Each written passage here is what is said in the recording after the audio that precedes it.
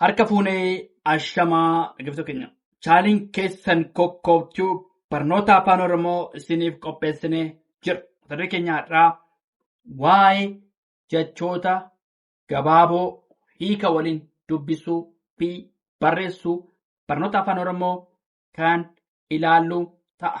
Nu waliin turaa, hordofaa, sabskiraayib, sheerlaayik gochuu hin dagatinaa. Namoonni bakkuma jirtan teessanii barnoota afaan Oromoo, barnoota afaan Ingilizii, barnoota afaan Amaariffaa, herreega dabalatee kanneen biroos barachuu warra fedhii qabdan bilbila keenya YouTube irra jirutiin nuuf bilbiluu dandeessu.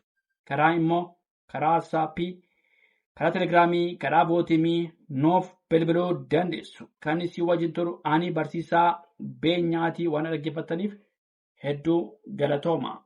Tole, jechoota gaggabaaboo hiika waliin dubbisuu fi barreessuudha. Ija jabaa maal jechuudha? Hiikni isaa ija jabaa jechuun sodaa malee tarkaanfachuu jechuudha.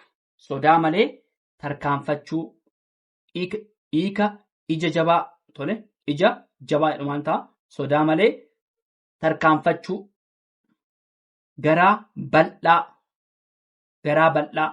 nama obsa fi amala qabu. Kan immoo nama obsa qabaachuuf, kan immoo nama obsa qabaatu, nama obsa qabu, nama obsa qabaachuuf fi amala. Tole, nama amala qabu jechuudha. Harka fuudhuu kabaja agarsiisuuf. Harka fuudhuu kabaja agarsiisuuf. Akkasumas illee nagaa gaafachuuf harka fuudhuu jedhama. Kabaja agarsiisuuf. Fuula dura boruuf yaaduuf. Har'a jabaatanii hojjechuu. Kan immoo har'a jabaatanii hojjechuu. Boruuf yaaduuf. Har'a jabaatanii hojjechuu. Tole, fuula duraa jechaadha. Gara bal'ina. Obsa qabaachuu fi danda'uuf. Tole, gara bal'ina. Asirratti garaa bal'aa, asirratti immoo gara bal'ina. Obsa qabaachuu fi danda'uuf walitti dhiyaata. Walitti. Harka qalleeyyii, hiyyeeyyii. Harka qalleeyyii maal jechuudha? Hiyyeeyyii jechuudha. Kun immoo namoota gargaarsa barbaadan. Harka qalleeyyii jechuun namoota gargaarsa barbaadan. Kan immoo hiyyeeyyii jenneet gabaabsuun ni danda'ama. Kan immoo namoota gargaarsa barbaadan. Ija laafeessa. Nama qaana'aa yookiin sodaattuu ta'e. Nama qaana'aa yookaan immoo sodaattuu ta'e. Ija laafeessa. Ija laafeessa nama qaana'aa yookaan sodaattuu ta'e.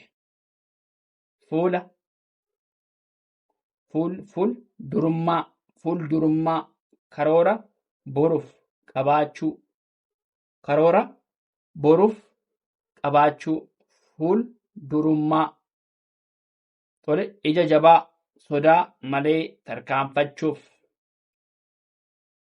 Garaa bal'aa obsa qabaachuuf. Harka fuudhuu kabaja agarsiisuuf. Fuula dura boruuf yaaduuf. Gara bal'ina obsa qabaachuu fi danda'uuf. Harka qalleeyyii namoota gargaarsa barbaadan. Ija laafeessa nama qaana'aa yookiin sodaattuu ta'e.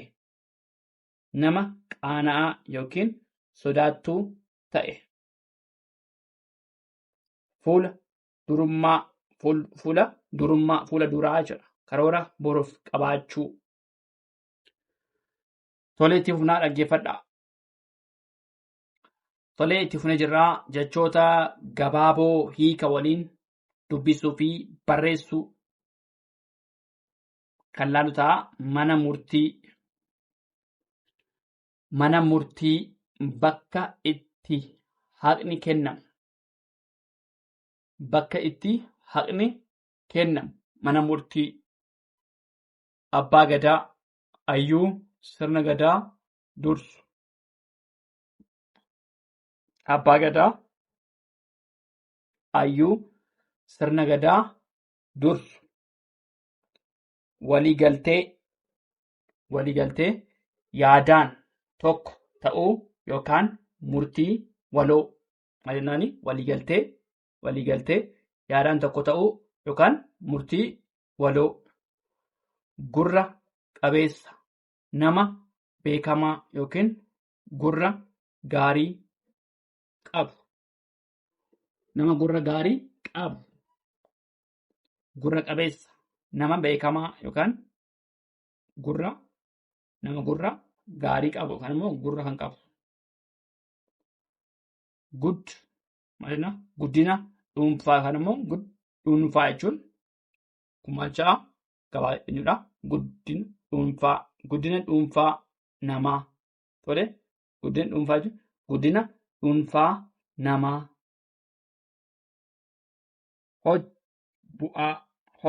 Bu'aa faayidaa hojii irraa argamu.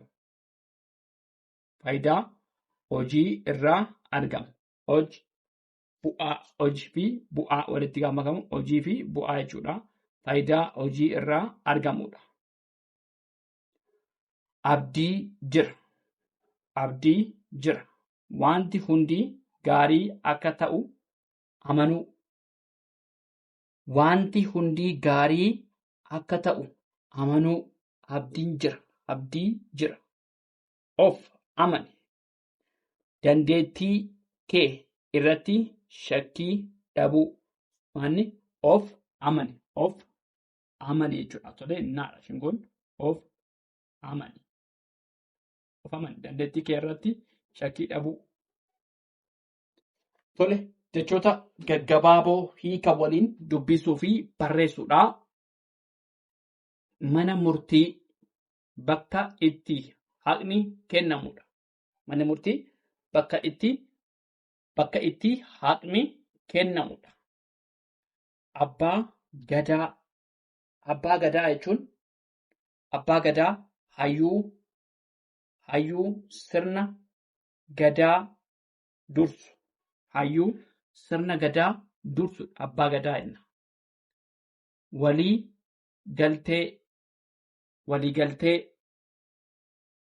Waliigaltee jechuun yaadaan tokko ta'uu yookaan murtii waloo.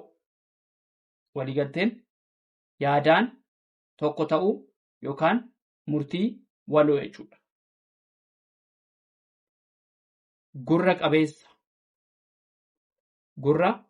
qabeessa, nama beekamaa yookaan gurra gaarii qabu. Guddina dhuunfaa jechuudha. Guddina dhuunfaa namaa. Tole, guddina dhuunfaa nama tokkoo yookaan immoo guddina dhuunfaa namaa jechuu dandeenya. Bu'aa. Hojii bu'aa jechuun faayidaa hojii irraa argamu.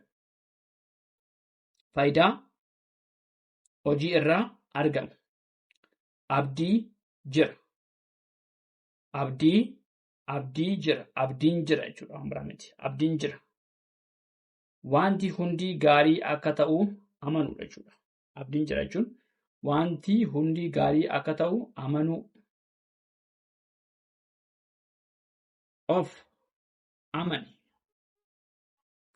Of amani. Naa kana sirreeffannaa. Naa taasisna kana tolee. Of amani.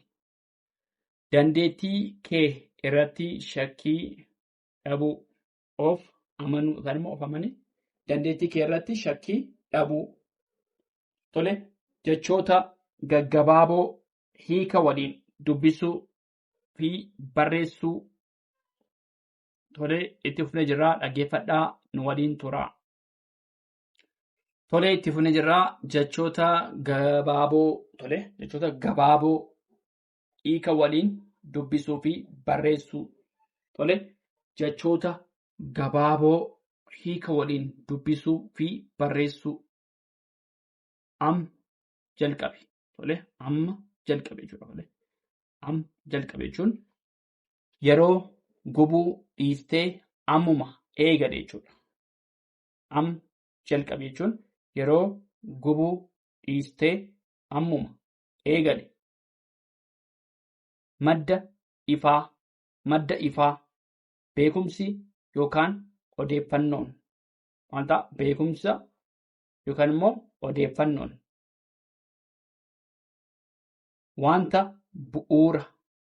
Wanta bu'uuraa cimina irratti ijaarame. Maalirratti ijaarame? Cimina irratti ijaarame jechuudha. Wanta bu'uuraa jechuun cimina irratti ijaarame. Yaada bilchinaa. Dandeettii waan gadi fageenyaan qabu. Dandeettii waan gadi fageenya qabu. Yaada bilchinaa jenna. Harka laafummaa, arjaa. Tole kan immoo arjummaa. Harka laafummaa jechuun maal jechuudha? Arjummaa. Of danda'insa. Of danda'anii dhaabbachuu kan of danda'anii jiraachuu kan immoo hirkachuu kan immoo gargaarsa namarraa of danda'anii dhaabbachuu.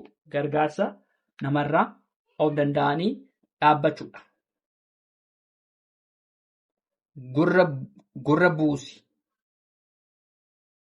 Gurra buusi. Oduu yookaan odeeffannoo qabaachuu. Tole oduu yookaan odeeffannoo jechuudha. Gurra buusi jechuun oduu yookaan immoo odeeffannoo qabaachuu. Gurra buusi jechuun oduu yookaan odeeffannoo jechuudha. Gabaabumatti oduu yookaan odeeffannoo qabaachuu. Yaada qajeelaa.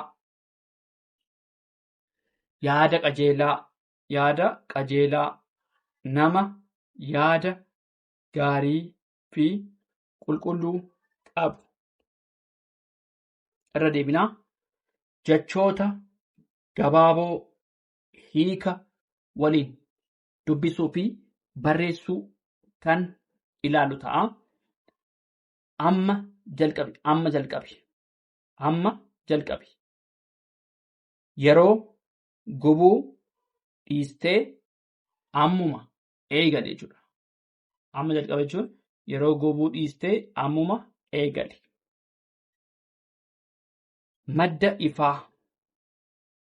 Madda ifaa beekumsa yookaan odeeffannoo. Tole beekumsa yookaan immoo odeeffannoo gahaa qabaachuu. Madda ifaa beekumsa yookaan immoo odeeffannoon gahaa qabaachuu. Inni maanni madda ifaati. Beekumsa yookaan odeeffannoon. Tole wanta bu'uuraa cimina irratti ijaaramedha. Wanta bu'uuraa kan jennu maanni cimina irratti kan ijaaramedha. Kanammoo cimina irratti ijaarame. Yaada bilchinaa. Dandeettii waan gadi fageenya qabu. Harka laafummaa. Arjummaa jechuudha. Arjaa kan immoo arjummaa jedha. Harka laafina arjummaa. Of danda'insa.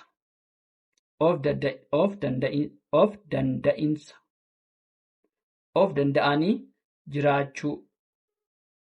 Gargaarsa namarraa bilisa ta'uu. gargaarsa namarraa bilisa ta'uu. Gurra buusii oduu yookiin immoo odeeffannoo dhaggeeffachuu.